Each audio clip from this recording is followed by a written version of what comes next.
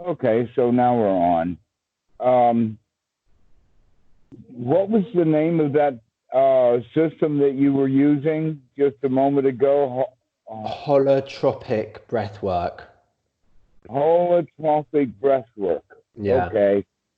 How old is that? Is that a new phenomenon, or is it So many decades? developed in the 19 in that specific form of it is developed in the 1970s by someone on in kind of avant-garde psychotherapy. It was someone who had worked with uh, LSD in a kind of psychotherapeutic context. His name's I forget the name, but I think when you say how old it is, I think it's probably about as old as the human is. It probably has its roots. I'm sure it's been practiced for a long time in many cultures. Well, yes. In fact, that's what I'm about to point out is that back in the 70s, it also had the name of rebirthing, and it had its own small formats Yeah, about how to do it. But basically, it is getting the mind completely oxygenated, almost as if let's take our normal car and put some high test gas in it and see what performance it has now. yeah. And so that is, in fact, part of the object of Anapanasati, but how to do that has the formality of it has been lost. Mm, Also, within these systems like rebirthing or whatever, because it's such a big deal and such a procedure that they go through with all of their parts of it, very rarely do people put it together that, oh, this should be practiced every day. And that I'm trying to point students in that direction, but I don't quite know how to do it by just giving them concepts alone. mm, But that if you've got a method of doing it, uh, one of the ways that can be gotten very quickly depends upon how you're breathing, and that the way of how you're breathing that gets the most air in the fastest is that which goes on automatic pilot when you've been struggling, like climbing a mountain or climbing uphill, or for old people climbing 4 flights of stairs and that kind of stuff, that we get what's called winded. And that sometimes we get so winded, in fact, that we can't do anything else. We got to stop, sit down, and pay attention to the breathing. So at really what's going on is that we get to the point that we want this kind of breathing to stop, but it's on automatic pilot. That literally the reptilian brain has taken over.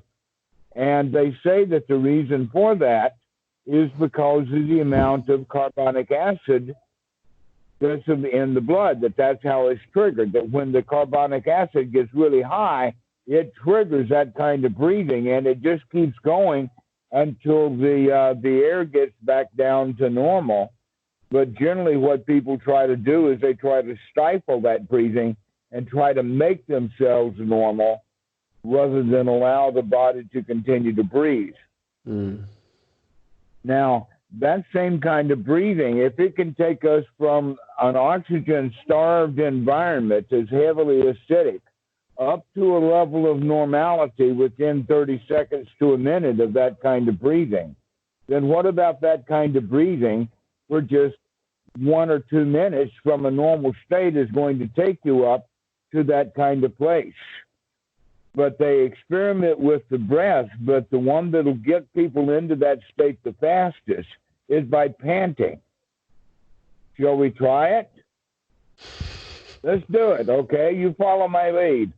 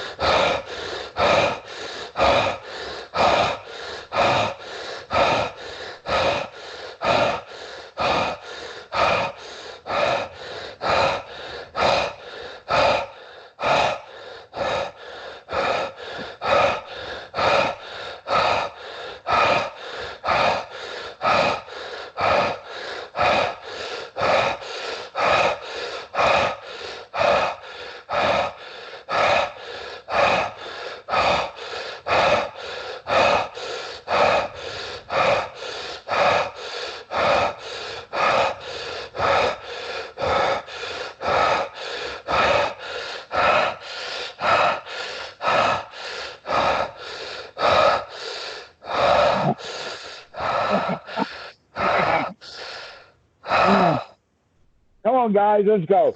This is our army. 1, 2, 1.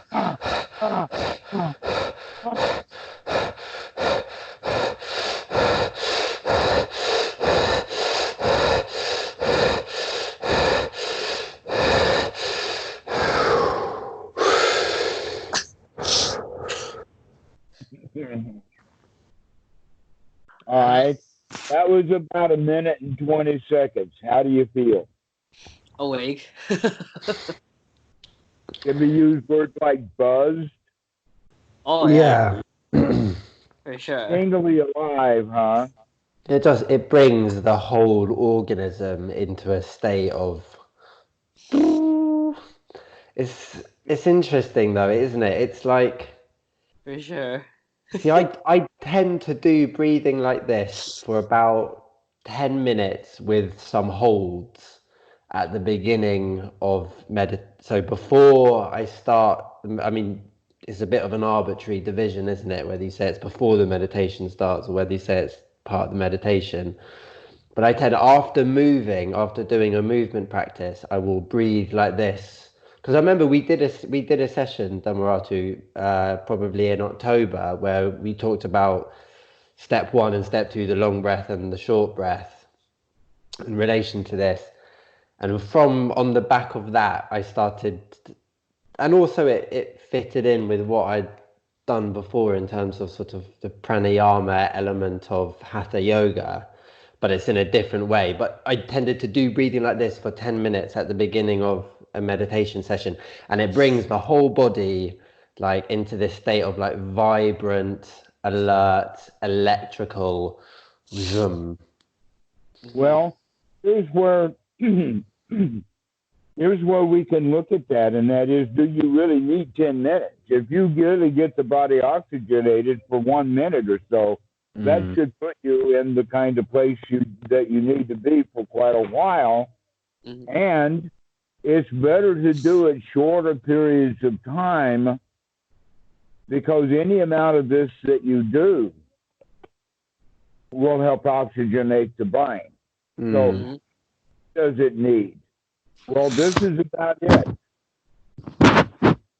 And you can also notice, both of you, that on several occasions during the time that we were breathing this, you really wanted to stop. That it was a lot of work. And there becomes this slight panic there every time there's this bit of this panic, but then you kind of surrender to it. That's what I think with the holotropic breathwork, because the holotropic breathwork, you do it for an hour and a half. The whole session is like an hour and a half, and it becomes like, it's a very altered state of consciousness that you end up moving through.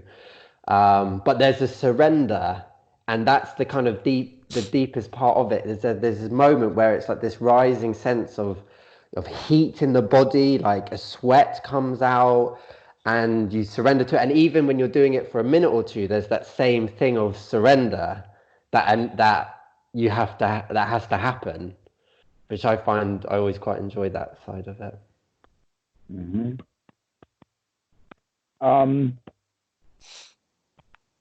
I'm not, because I did those things back in the 70s before I left.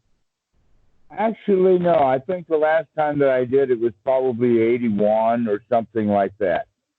But in any case, while those are kind of peak experiences, that people don't do them first at that intensity is not necessary, but they don't do enough, so it becomes an event rather than part of one's practice. And so what I'm recommending is that you bring it in and start making it part of one's practice, but we don't have to breathe that way to get the mind oxygenated. That's just the quickest way, the fastest way that I know. But that the way that is recommended in the sutras, you could almost say that, and in fact, I know of some friends, Dhamma Bhikkhu is of this opinion, that kind of panting, and in fact, he does teach this in his advanced class at Deepa Bhawan here on Koh Samui.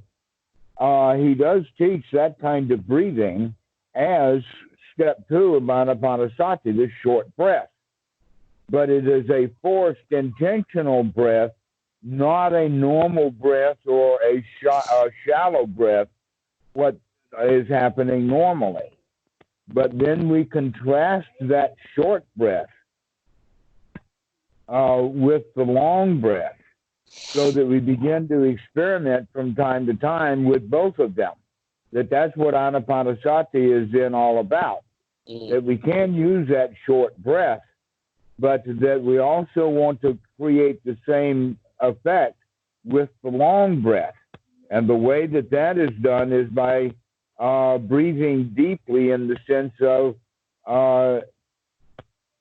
when I say filling up the lungs, there's 2 ways of thinking about it. One is filling it up to, let us say, it's clearly obvious full point. And then there's the area beyond that you can force to take more air in. There comes a point when you can't take in any more air, that you've got it all. But we don't want to leave it at that kind of breathing every time, that we want to find a place that's slightly lower than that, so that it's just a comfortable full. And that we breathe in, and then we breathe out with kind of a sigh. And so we work with that kind of breath, and that kind of breath in the beginning, and if we keep doing it, it actually starts not only oxygenating the blood, but it also purifies the blood by purifying the lungs, by cleaning them out. In fact, both the short breath and the long breath have those beneficial effects. And so that should be incorporated as part of every student's meditation. But that part of that kind of breathing has never been emphasized in most of the retreats. There's very few teachers who teach about the proper way of breathing, and yet there it is right there in the sutras. I mean, Ananapasati is based upon understanding the long breath and keeping track of the in and the out, and then the understanding of the short breath. Well, actually, if you think about it, while we were doing that short breath, the natural tendency was to make it to quit. We didn't like it. We wanted it to stop. But this time, instead of it being operated in gear because of the automatic system or the reptilian brain, or the area back in this part that was controlling that kind of breathing, it was the frontal cortex that was doing that job.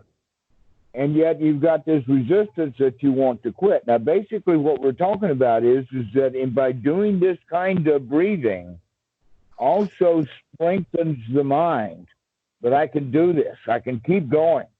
Even though the natural tendency is to stop, and there's something else, and that is that there's very little other kind of thinking going on. We generally are not thinking about that flat tire or Aunt Maud or a cup of coffee or something. While we're doing that breathing, we tend to think about doing that breathing. Because if we stop thinking about doing it, we'll stop doing it. Isn't that interesting? So if we can begin to understand it like that with the short breath, we can also then transfer that same skill into the long breath, so that while we're watching the breathing, the kind of thoughts that we let ourselves have is associated with this breathing that we're doing. And how do we feel about it? And what's the body's level of activity? And you know, what value is this air coming in? Because now with these kind of long, deep breaths, we get the body in that not super hyped up state, but at least in a pleasant state. to where we can actually think and keep the mind focused. Mm. So we can keep it focused on the here now. So the way that I'm describing it now sounds kind of scientific, but in the suttas, it's still described exactly like that. But what we need is we need a little bit of pizzazz. We need a little juice. We need a little inspiration. We need a little fire. Now that we've built all of this little pile of wood about how good Ananapasati is, how do we get the motivation then to do it?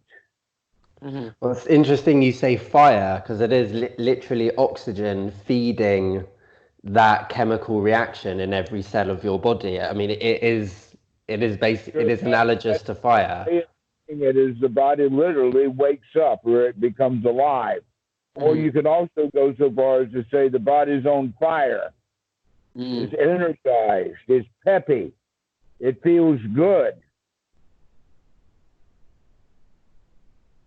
And this is especially valuable when we're sick. To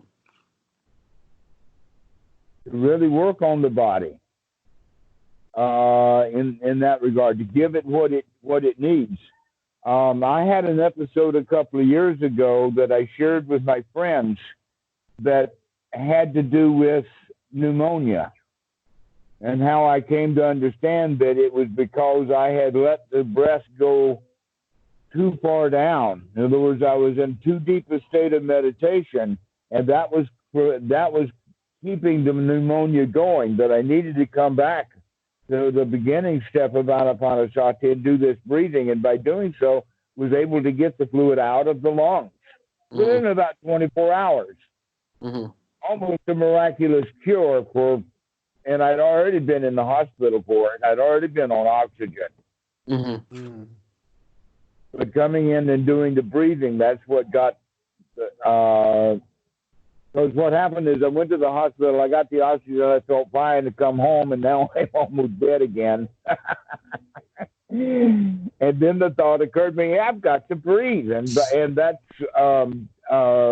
just fit naturally right into what I already knew every day. I said, darn, I haven't been breathing correctly. And so I started doing that. And so and by the way, this touches on an issue that's kind of well known, that pneumonia is normally the way that monks die. Oh, wow. And the reason, and we're talking about especially in the old days, and when I say old days, I don't all the way back to the time of the Buddha. I mean from the time of the Buddha all the way up until this century. There was a lot of monks in Thailand that would spend much of their life in either a tiny little wooden hut out in the woods, or a more or less dilapidated old hut. And that's the place where people get that kind of stuff, that then they don't move around much. They just lay there and enjoy being sick, and then they enjoy dying, and they don't realize all they'd have to do is just go back to step one of Ananapasati and start breathing again, that they could get better. Because the breath sort of facilitates entry into the rest of the practice, doesn't it? Like that deep breath gets you in touch with the body, the first tetrad, and then the body gets you in touch with the emotions, the second tetrad, the emotion gets you in touch with the mind. So I suppose once your access to those, perhaps the later stages, is so established, it's possible to kind of leave off the beginning part. Well, actually, yes, I'll go ahead and answer that question in this way. Now that we're already talking about the long, deep breath, we begin to break it not into two sections, but into four. That is the in-breath, and then that moment of time, a very short moment, between the in-breath and the out-breath. And then you have the out-breath, and then you have that point in time, that moment of time, when after the out-breath, before the in-breath, And that's the point when we start playing with it in the sense of making it longer and longer. Now, during the practice, one of the things that we're working on, and this is another way of saying stuff that I've told you both before, and that is that we begin to limit the vocabulary of the thoughts that we're going to have. Then in the old days, when we're not paying much attention, we can think about anything and have all kinds of words and all of that. But when we then start breaking it down and say, oh, I'm only going to allow wholesome things in, or I'm only going to be talking about that's what I'm seeing and experiencing in this moment, then we really limit our vocabulary. And then we can limit it all the way down to like a jingle, or even down to the point of being a mantra. Like in Northeast Thailand, they talk about Bu-do. Bu is on the in-breath and Do is on the out-breath. I tend to like the mantra myself, Coca-Cola. Oh, God. Keeps the mouth moist. Childhood memory. Wow, was I happy when when Dr. Young prescribed Coca-Cola for my tummy ache. I had recurring tummy aches.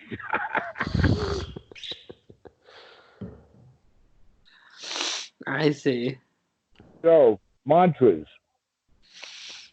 The Bu-do or the whatever it is that feels so sweet, we do it on the in-breath and on the out-breath with the end of the phrase on that out-breath. When the out-breath begins to get very, very long, with the intention that the mind has stopped during that period of time after the out-breath.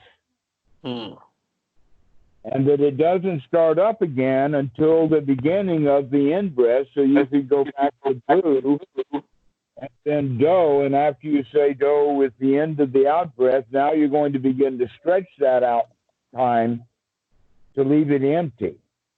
And that empty breath time then is also when the mind becomes very, very still. And how we got that is that instead of letting the vocabulary go all over the place, we start to limiting it until we get it to a tight little package.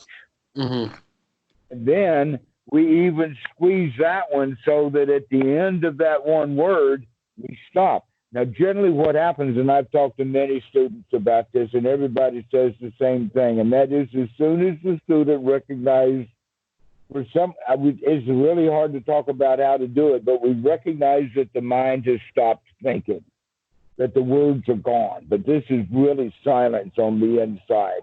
And what happens is a feeling of yippity-yay or zippity-doo-dah or yee-haw or something like that.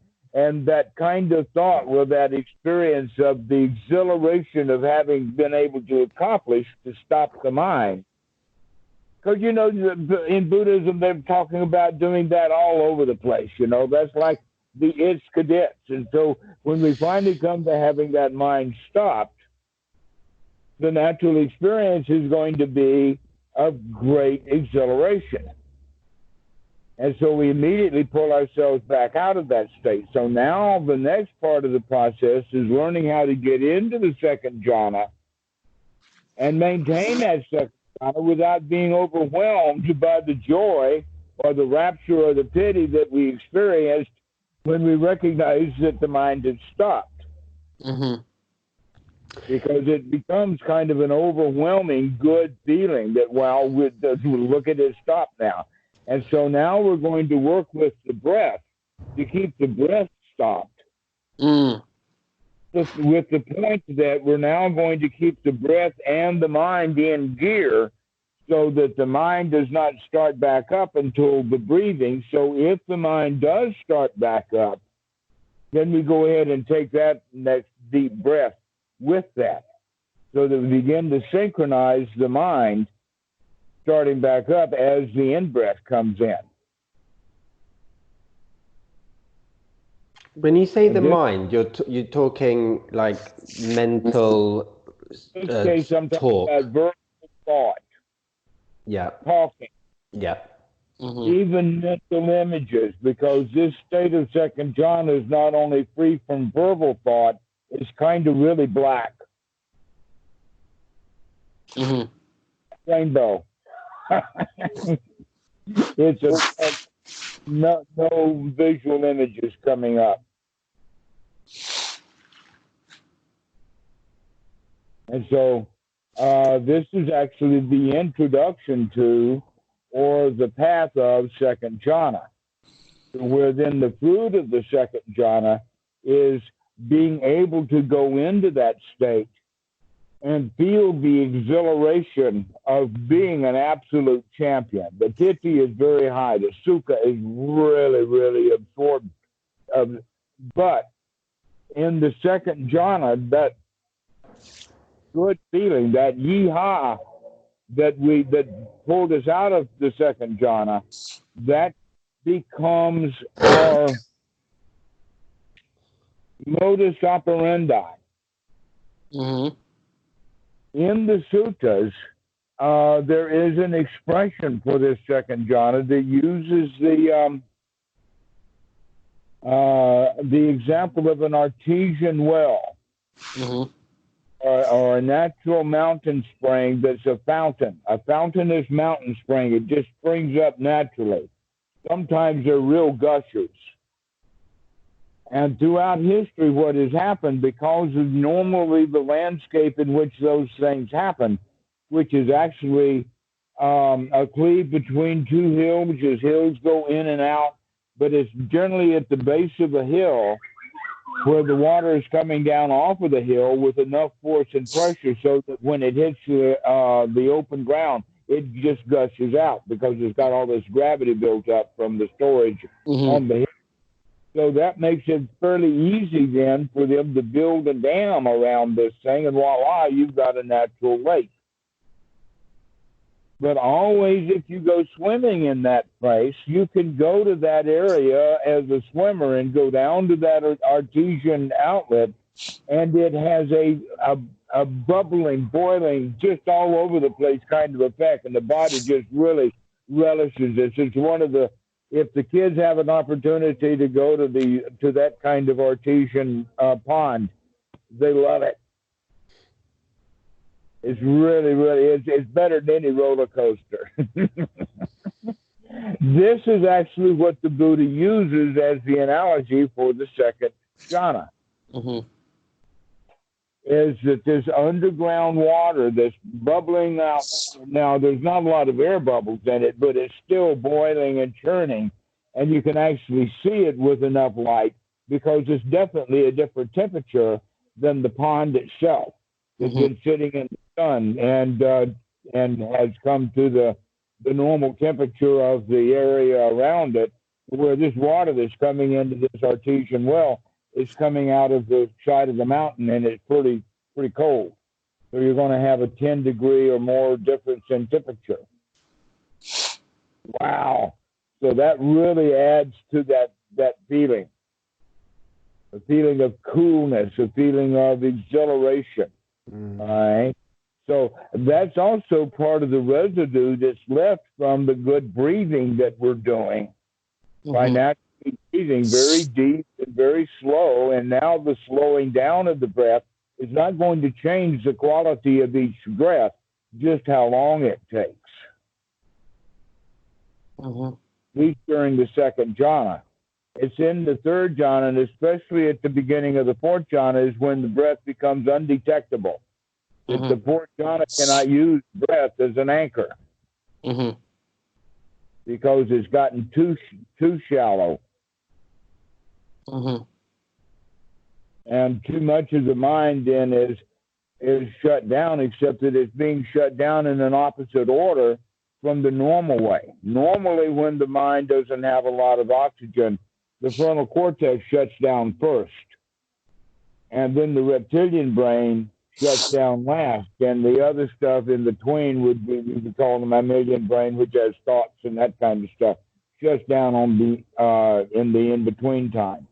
Where here, intentionally, we're keeping the frontal cortex very much alive. Now we have shut down that mid-cortex, the language part, our ability to think, our ability to react to respond to the environment, so that now the only thing that can be responded to is our own feeling system, which we've got already on high alert by all of the good breathing we've been doing. Mm-hmm. Okay, so this is in that second jhana, and that's why it's expressed the way that it is. It's like exhilarating. Mm-hmm. And it has the quality of being cold or shivers. And so this is where the rapture then is expressed like that in the second jhana.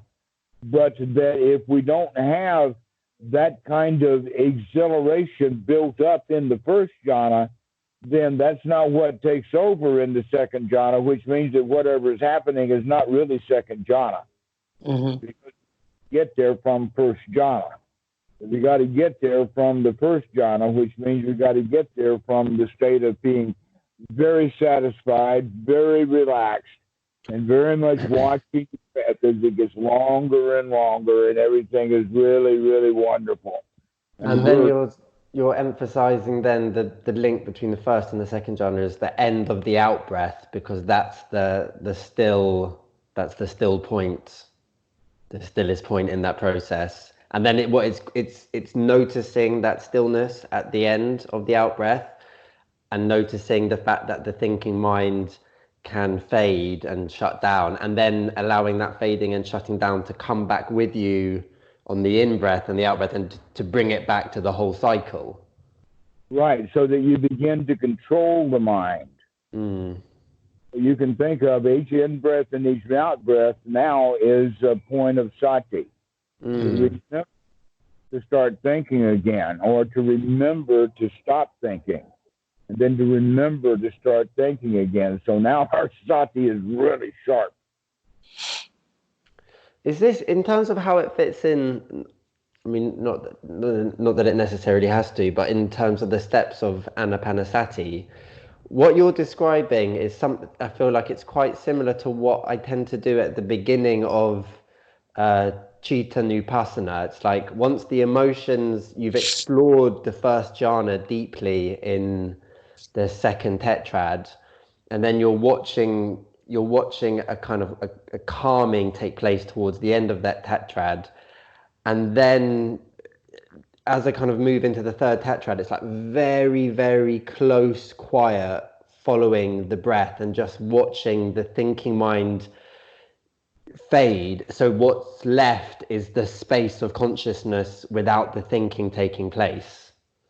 Okay. All right. Is that, if you're in that space of consciousness, thinking is not there, but sukha and piti have kind of continued with you, that second jhana, is that right? Am I understanding you correctly? Would that also be a correct way to practice the beginning of Chitta Nupassana, experiencing the mind, the chitta? Because it does. You have been experiencing the mind all along. Sure. And that also now what you're experiencing is the mind as it quietens down. Yes. And you begin to experience the mind when it's quiet. Yes.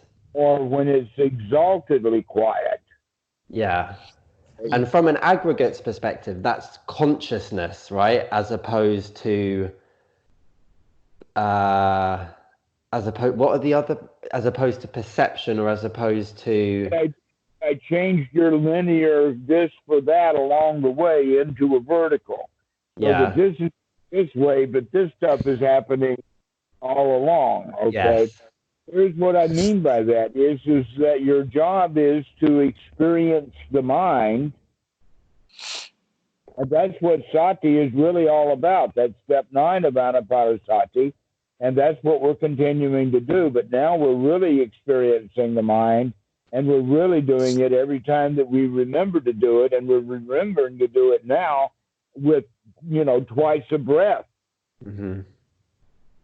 So now our sati is really sharp, and not only that, but now we're not giving much time to thinking about anything else. Just remember, we were breathing in that short way. To keep that going, we had to pay attention to it. Notice that I'm actually avoiding the word concentration. Not your favorite word. Yeah. We could say, you have to focus on it or concentrate on it, or stay with it. And so that means that we have to keep the sati going constantly, because if we forget to do it, the body will stop doing it. It's natural. That's why we carried it about 1 minute and 20 seconds, because I got you guys, both of you, beyond. Both of you wanted to quit. Oh, yeah.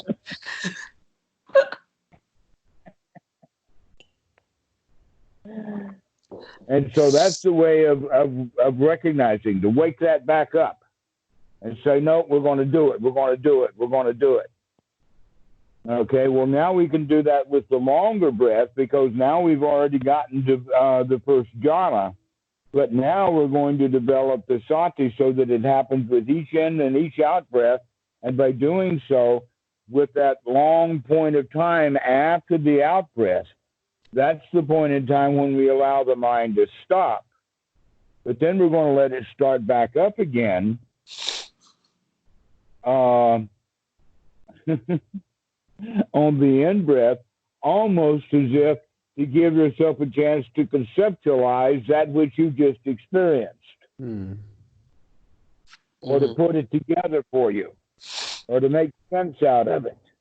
And so that's the path of the second jhana. The fruit then of the second jhana is to allow the mind to stay stopped while the breathing starts back up. But don't try to do that too soon. You'll get really frustrated. You really need to go to that intermediate state of the mind, because the mind really is in gear. It really wants to roar. And so you're only, putting a collar on it for so long, and then you let it up again, and then you start again, and then so after you get into that cycle to where you can begin to control getting the mind to stop easily, that's when you go ahead and say, okay, we're going to keep the mind stopped while the breathing starts back up. But now the focus is no longer on the breathing. We take our focus away from the breathing at this point altogether at the fruit of the second jhana, because now we're going to focus on those feelings of their own. So then now, what we've done at second jhana is we've quieted that part of the mind, and now that we've gotten these exhilarating and wonderful, nice feelings going, we're going to no longer let them wash over us like it did in that artesian well. But rather now the analogy is the lotus flower that rises above the rushing water. What is the rushing water? Is the rushing water of the way we feel. Our feelings are now so alive that we basically are overwhelmed by these feelings. But in the third jhana, now the intention is that, no, I'm not. The mind is no longer being controlled by those feelings. I'm not tumbling on this. I'm at least flowing down this rapid river in a kayak. I'm on top of it at least. I take it the fact that the Buddha had a kayak image, he would have used that rather than the lotus image of the lotus coming up out of the water. You can't stop that flow, but you can ride it rather than get tumbling in it. Where in the second jhana, it's all over us. We're tumbling in it. Because the mind is stopped, and that's all that's going on. Now that we can do that, we can rise above it. So then naturally, the fourth jhana is at the end of that flood, there's a peaceful pond. And that the way the image is that imagine that you were completely covered from head to toe by a white shimmering sheet. In other words, the body's disappeared. That our boundaries of the body disappear. Mm-hmm. And we're well beyond thinking and we're well beyond feeling. So now we're at the level in Paticca that's down there at the level of perception. And we begin to see things as perception. And so this in the fourth jhana is where we see those things that are normally stacked on and talked about 8 jhanas. Mm. But they're not. They're just actually aspects of the fourth jhana. And one aspect is that, but with that idea of the shimmering sheet, the boundaries of the body become indistinct. That you kind of merge with your environment. It's no longer easy to detect where the arm stops and the air around the arm starts. That it kind of fades or the boundaries get really, really soft. In that sense of the boundaries getting very, very soft, that's why it is called in the Pali unbounded, or that the boundaries are breaking. But Bhikkhu Bodhi, not knowing what he's talking about, describes that as infinite space. Well, there was no concept of infinite in the time of the Buddha. They didn't even have zero. How can they have divide by zero? Mm-hmm. Okay, so they had no concept of infinite. But you can see how the easy mistake in translation is to take the word unbound and call it infinite, because it has no boundary. Well, yeah, but the unbounded is happening right here. It's not way out in outer space a million, billion years ago. It's right here. Okay. So the next thing that happens is with that the consciousness is no longer bound to perception, because we can now begin to unbreak or unbind those things. Normally how the mind works is that you see, and then you process what you've seen, and you come up with a solution, and then we have feelings about that solution. So if we're already now back beyond that we're no longer making those kind of images, now we're down at the level of working with perception itself and consciousness itself as separate items that can be understood and seen, because this is the state of mind that we're in, where everything else has been shut down. Okay, so now that we can see that the consciousness can be unbound from perception, that's where the idea then of infinite consciousness comes from. No, it's not infinite, it's just not bound to perception. Mm-hmm.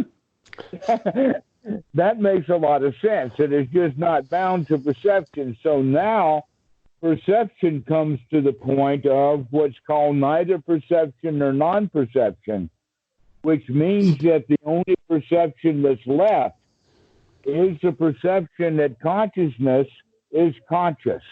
Mm. Okay. Can I ask a practical question relating to this? All right.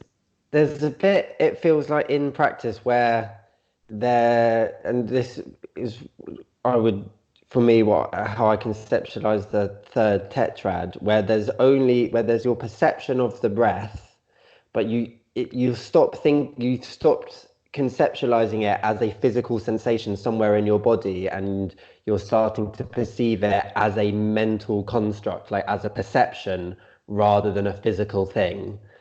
And there's the perception of the in and out breath, and there's the space of consciousness, which is like a very expansive, luminous space wherein that perception takes place. Are you suggesting then at that point you can let go of the perception of the breath and just be in that space of awareness? No, actually what I said before, and you missed it, is during the third jhana that we let go of the breath altogether, because the breath now in the fourth jhana is too imperceptible to be used as an object. Breathing becomes extraordinarily shallow at this state. Not good when you've got pneumonia. It's not a good state for people with pneumonia. There's only enough air coming in because the body is generally quite still. A few parts of the mind that are in function now. Everything else has been shut down. The body doesn't need much air, but if it's already got pneumonia, you might not come out of that state. Which is exactly how they say that the monks die. They die always, the last is in the fourth jhana. They go from 1 to 4, and then from 4 back to 1, 1 back to 4, and then at the end of the fourth jhana, the second time in it, that's when they don't come back out. Gotcha. And that would fit in precisely with that issue that I'm talking about of pneumonia. Gotcha. That would be quite natural for any individual to do that, to die that way.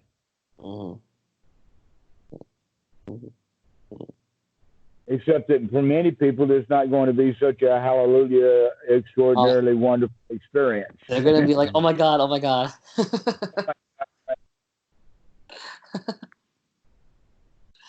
Gotcha. Yeah. I think this is a good place for me to stop like here. Yeah, because I think I'm probably going to have to get off the magic school bus and get some sleep. Okay. It's finished anyway. The one last thing that I was going to say, then we go from there's not much perception left. And so we go into that last state, which is the state of nothingness, that there's really nothing there anymore. But we still have the experience that there's nothing here. And so that experiencing of nothingness can also be back related to sunyata. That basically what we're doing in meditation is we're throwing everything out. And when we get down to throwing everything out, there's nothing left, and that's what we call sunyata. And bingo, that's it. The only point is, can you come back out of that state? Because it's not recommended that you die there.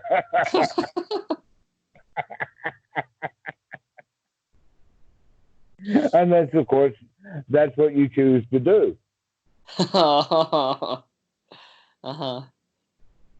Which is the nice way out. It's the easy way out. And that it's really good to have a choice. I mean, another way to die is to have some big gorilla pounding on your chest with this machine that they have at the hospital. Oh, man. As an example. So there's a lot of different ways to die. Fourth jhana that's the winner. It's pretty good. So anyway, there's nothing there anyway.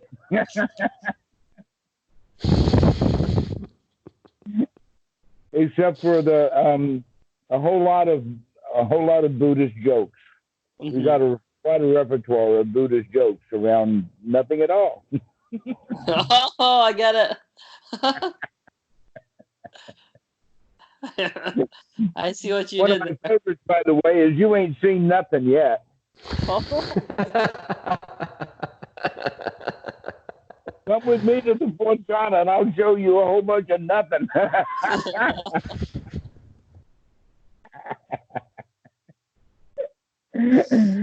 Okay, Willie. We'll see you later. Nice to meet you, Willy. Take care. I'll see you guys next time. Thank you. Yeah. Matt, is there anything else that we need to do? Well, it's been really interesting hearing you describe. We haven't really spoken in detail before about second, third, and fourth jhana. I suppose I'm just trying to relate it to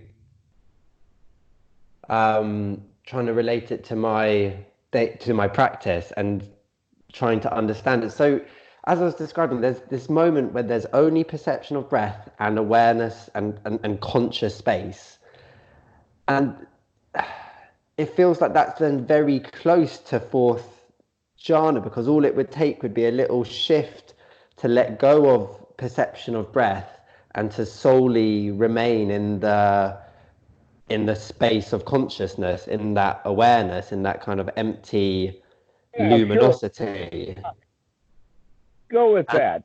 It's a good way to practice it. Sure. Okay.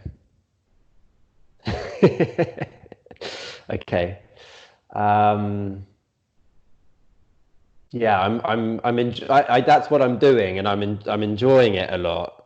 But I don't know.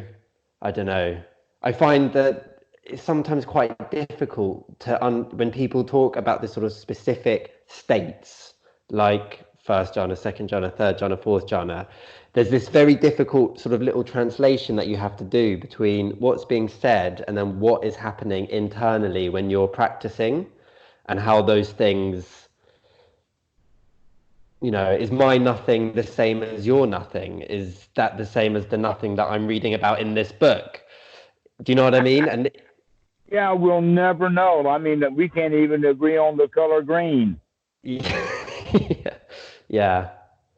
When I was a really little kid, how do I know when you see green? Do you see the same thing that I see? Yeah, it's an excellent question. Excellent question for a kid to ask. Okay. We probably don't. Everybody's got their own set of wiring.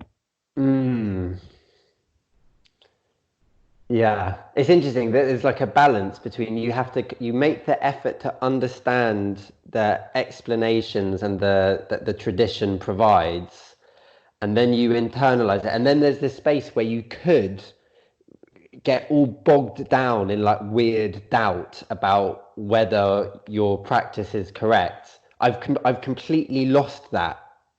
I used to be like, the majority of my practice was like concern about whether I was doing it right, and now it's just completely absent. Levels. Say again? Congratulations on 2 levels. Okay. Congratulations for being like everybody else, full of doubt. Yeah. 2/3 of it. And then congratulations for getting over it. That's remarkable progress. That whole quality of getting over doubt is the third fetter. It's the actual third lifting of the veil of ignorance, so that now we have all the knowledge that we need to tread the path. Is when we're darn sure that we know what we're doing. So we've had to figure it out. We've had to have a lot of experience. We have to have good results. And when that happens often enough, we begin to have confidence in it. So then that, right from the very beginning, the first kind of doubt is, why should I have to do this? Why doesn't the karma machine or God in heaven just click his fingers or something and then I feel better? Why do I have to do it myself? Why did God screw me up in the beginning? This is real. Maybe it's because I wasn't baptized. It's real in the sense that I'm using just one conceptual example. Another conceptual example is mommy. So that when a guy gets sick, he goes home to mom. Or when somebody gets thrown out of their apartment, he goes home to mom. Why did you go home to mom when he's thrown out of his apartment? I don't know. It wouldn't be where I would go. Wants his mommy to save him from his own disaster. Yeah. Okay, so now we're putting that at the very subtle level. And so it's mommy still that thing of looking outside for salvation. For me. Yeah. I mean, that's what is the full-on advertisement of Christianity. Is, hey, we got the dude here. He's going to do it for you. Yeah, just believe. Right. Or that's the thread. You got to pull that whole blanket.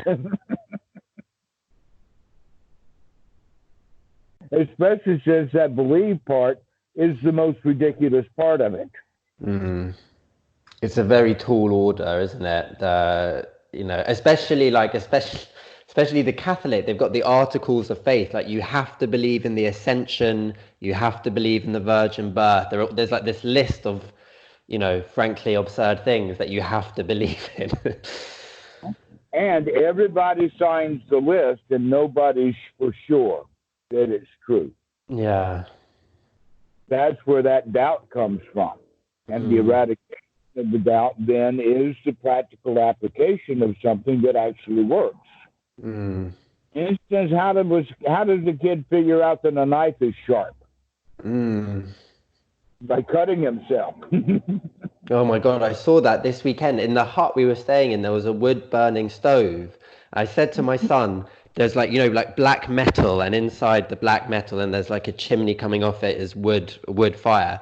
I said to my son, don't put your hand on the metal. Now it's cool. It's like you can put your hand on it, but when the fire's going, even though it doesn't look hot, it's not red, it's not on fire, it will burn. But he had to keep checking it as the fire warmed up until it got to the point where he was like, "Yep, that's too hot to touch."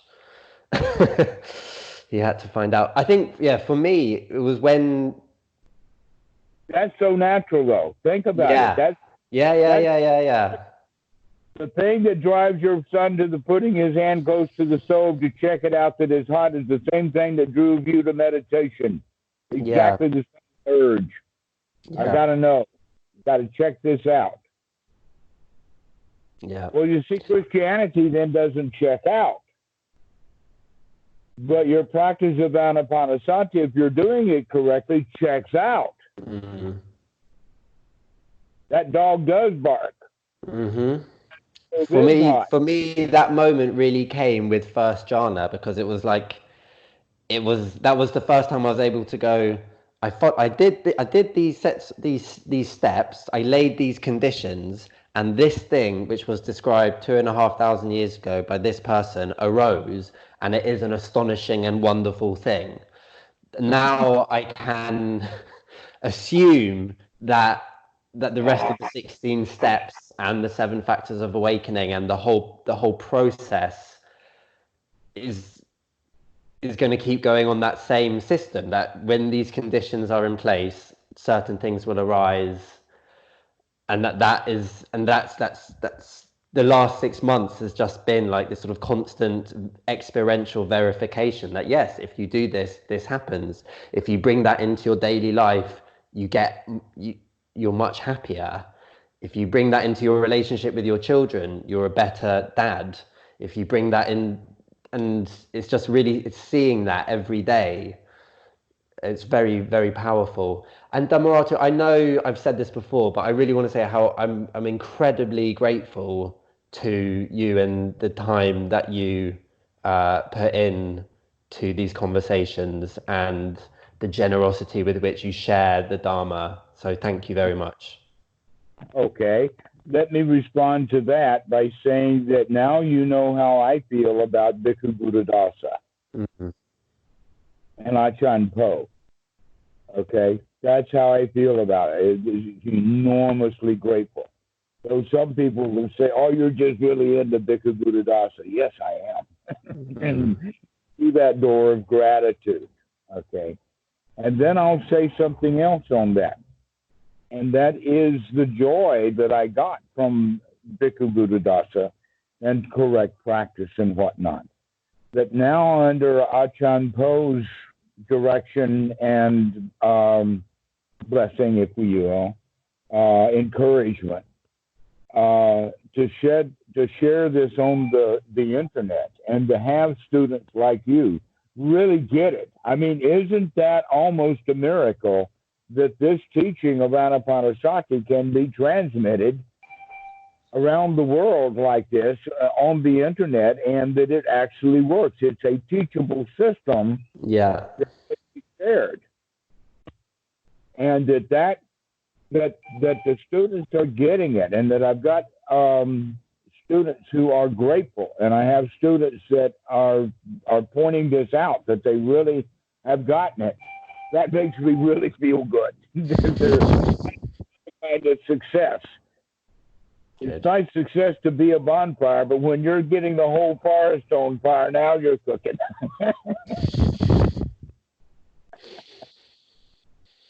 And so spreading that fire of the Dhamma. Yeah. I know that's not a good analogy, but it spreads the same way. Knowledge and fire spread in the same way. Yeah. Sometimes just on the wind. And so I'm very grateful to you for the good feelings that I get from you and all of the other students, that I really enjoy talking about the Dhamma and being able to put it into language that is not magical, highfalutin. And because it's not magical or highfalutin, that means it's attainable. Magical states that people have to practice years and years on is only that it takes years and years for some to do it, because one, they had a level of dedication that I just don't have, and two, they're not practicing correctly. And so it'll take them years and years, and then they'll kind of fall into it. The Zen talk about that. That the Zen master sat for 15 years and didn't get the point, and then all of a sudden he stopped looking for the point, and he relaxed, and he says, "Oh, now I know what it's about." There's nothing. Well, thank you for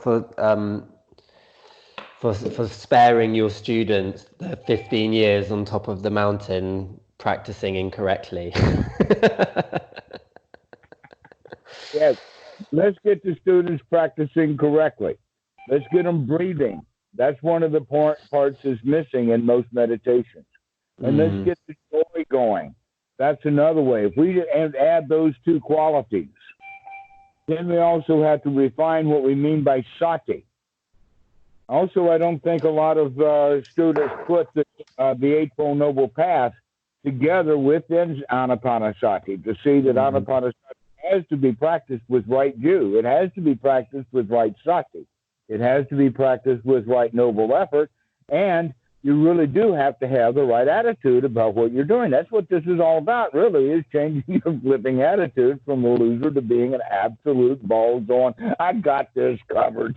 For me, the biggest change in my attitude the last 6 months is not taking everything personally. So before, even within the meditation practice, if the shamatha was good, then I was a good boy, and if it was bad, then I was doing something wrong. And and it's just completely letting go of a sense of personal, I don't know, it's like all you can do is set the conditions, and what will arise, and all you can do is then engage with what arises in as skillful a way as you can. And it's just like that. I'm realizing now, like, how incredibly self-critical I used to be all the time, and now it's happening a lot less. And when it happens, there's a bit of distance. It's like, I remember that voice that used to be there the whole fucking time. Yes, oh, that's really excellent. You see, that's the whole practice, that we do drop that self-criticism. That's the whole story of Adam and Eve. The fruit of knowledge of good and evil. Okay, as long as there is evil in the world, guess who's making it up in the moment? Good old yours truly. That's the only place that evil can come from, because the world is just the world. I mean, the reality of the Garden of Eden and all of that is just an ordinary paradise. But if I was in there and start criticizing this tree here because it's got bad leaves on it, or that the worm is, that means we got to pull this tree up. Because I only want perfection in my garden. I pull up all the imperfect trees, it's not a garden anymore.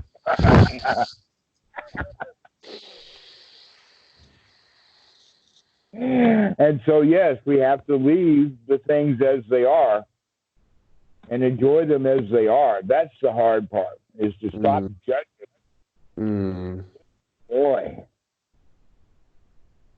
Yeah, I'm seeing it as like a kind of process. It's like a ratio. It's like suddenly everything's opened up, and for a certain amount of a certain ratio of time in a given day, I am able to live from that view. And then a certain ratio of time in the day, I get pulled out of it and I go back. And my understanding of like the future and of this path is that the ratios, through kind of application, the ratios start to change. Is that a good way to understand it? Absolutely. And what's going to be the ratio that's changing there is how often you become woke. Yeah. Wakey. Sati. Yeah. Sati coming soon to your local. That's what to a moment near you. Waking up. Keep looking at what's going on in the present moment, because more than likely what we're going to find is new garbage to be carried out. It's almost like this. Think about a kitchen. Any kitchen that fulfills this function and does this job always produces garbage. Mm-hmm. And so one of the duties of the people working in the kitchen is to take out the garbage, and we have to do it frequently.